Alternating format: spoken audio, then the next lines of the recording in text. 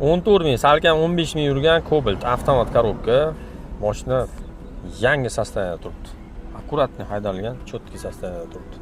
Avtomat korobka, Yevropa gaz 4-pokoleniya gaz bilan aborti qilingan, u mana pastda turibdi, включаtor.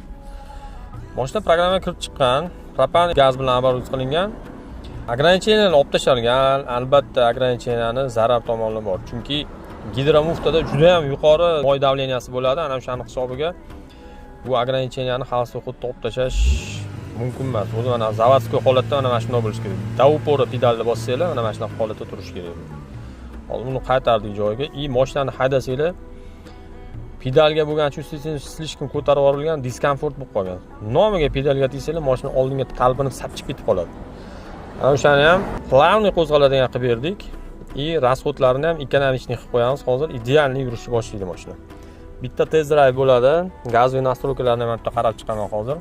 Mashinani egasiga topshiramiz. Sizlarning ham mashinanglar, misol uchun svetofordan qo'zg'alaman desanglar, mashina oldinga birdaniga sapchiydigan bo'lsa, bu diskomfort bo'ladi. Shu muammo qiynab turgan bo'lsa, mana bizga murojaat qilsanglar, Telegram sahifamiz orqali kunni, vaqtini, soatini belgilab kelsanglar, sizlarni haydash, yurish reaksiyalarga qarab turib programmani nastroyka qilib beramiz.